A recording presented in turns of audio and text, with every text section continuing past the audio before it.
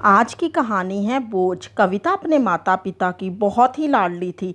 3 बड़े भाइयों की बहन थी। कोई भी चीज़ मांगने पर उसी वक्त सामने हाजिर हो जाती। पूरे घर में रौब था उसका। पूरे परिवार और नौकरों पर राजकुमारी की तरह हुक्म चलाती थी कविता। स्कूल में भी पूरा रौब था उसका। बड़े घर की लाडली जो थी वह।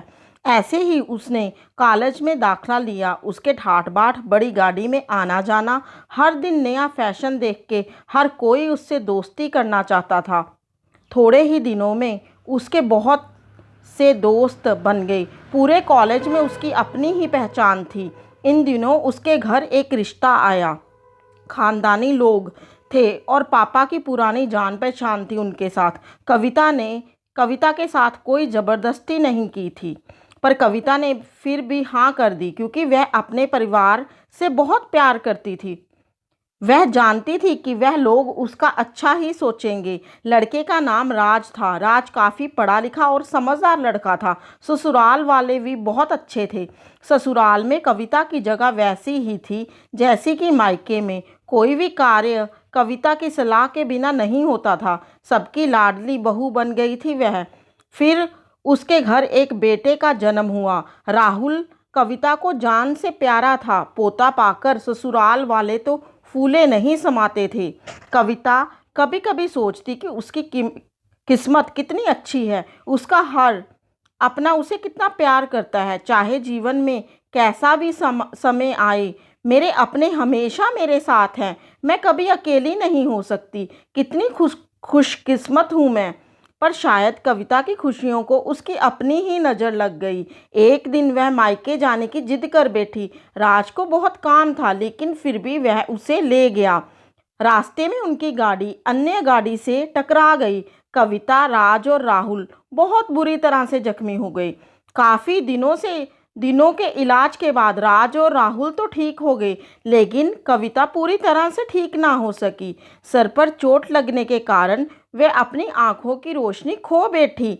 अब कविता की किस्मत जैसे उल्टे पांव चलने लगी। मायके वाले कुछ दिनों तक तो उससे मिलने आते रहे। फिर वह कभी कभार फ़ोन करके ही पूछ लेती कि अब कैसी हो। धीरे धीरे ये सिलसिला भी कम हो गया। ससुराल वालों की सहानुभूति भी कम होने लगी। घर में किसी के पास बैठने को कहती तो जवाब मिलता, बहुत काम है, अब तुम भी हाथ नहीं बटा सकते। राज भी चिड़चिड़ा हो गया था। वह राहुल ही था उसके साथ, जिसके साथ हंसते खेलते उसका वक्त गुजरता।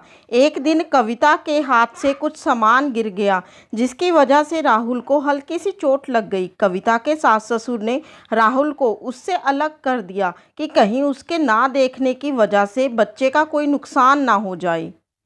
कविता अंदर से टूट चुकी थी। एक दिन उसने सबके सामने मायके जाने की इच्छा रखी तो राज उसे तुरंत मायके छोड़ आया, जैसे कि वह भी यही चाहता था। लेकिन राहुल को उसके साथ नहीं भेजा गया। कविता कभी राहुल से दूर नहीं रही थी, पर अपनी कमी के कारण उसने ज़्यादा बहस नहीं की। कविता को लगा कि वह 3-4 दिन वहाँ रहेगी तो थोड़ा हवा पानी बदल जाएगा, क्योंकि वह कितने दिनों से कहीं भी बाहर नहीं गई थी। घर वाले भी इतने दिनों के बाद उसे देखकर कितने खुश होंगे। कविता के घर पहुंचने पर सब लोग बहुत खुश हुए। खाने में सब कुछ कविता की पसंद का ही बना था। उसने अपने मम्मी पापा और भाई भाभीयों से दिल खोल कर बातें की। उनके छोटे छोटे बच्चे भी बुआ के साथ घुल मिल गए। रात को सोने के वक्त जब वह कपड़े बदलने लगी तो उससे पता चला कि उसका बैग तो बहुत भरा हुआ था। वह सब समझ गई। वह बहुत उदास हो गई। कुछ दिनों तक तो सब ठीक रहा, फिर जैसे सब बदलने लगा, सबका व्यवहार बदल रहा था। वह लोग जैसे थक चुके थे उससे उससे सब लोग घुमा फिरा कर पूछने लगे कि राज कब आ रहा है उससे ले जाने। वह बहाना बना देती, जबकि वह जानती थी कि उस घर में अब उसके लिए कोई जगह नहीं। कविता से चलते वक्त कुछ ना कुछ नुकसान हो जाता। थोड़ी बहुत टोका टाकी उसे सुनाई देती, वह टाल देती।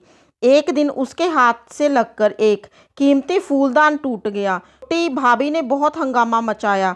कविता के माता पिता रोज रोज के झमेलों से तंग आ गए थे। उन्होंने राज को खुद से फ़ोन कर दिया। राज कविता को अपने घर ले गया। कविता को अपने परिवार वालों से ये उम्मीद ना थी जिस कविता के कहे बिना घर में एक पत्ता भी नहीं हिलता था, उस घर के लिए वह अब बोझ बन चुकी थी। राज के साथ ससुराल आते वक्त वह बहुत खुश थी, क्योंकि वह अपने घर जा रही थी, अपने जिगर के टुकड़े राहुल के पास। परंतु ये खुशी भी कुछ पल की ही थी। सारा बंदोबस्त पहले ही किया हुआ था। कविता को सीधे ऊपर वाले कमरे में पहुंचा दिया गया।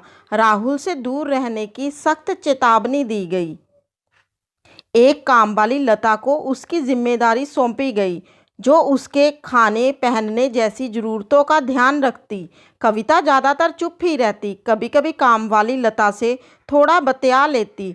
उसके जरिए राहुल का पता चल जाता। सबकी लाडली बेटी और बहू सबके लिए बोझ बन चुकी थी। दोस्तों, कहानी कैसी लगी मुझे कमेंट बॉक्स में ज़रूर बताना। अगर आप मेरे चैनल पे नए हो तो कहानी सुनने के बाद चैनल को सब्सक्राइब भी ज़रूर करना। धन्यवाद।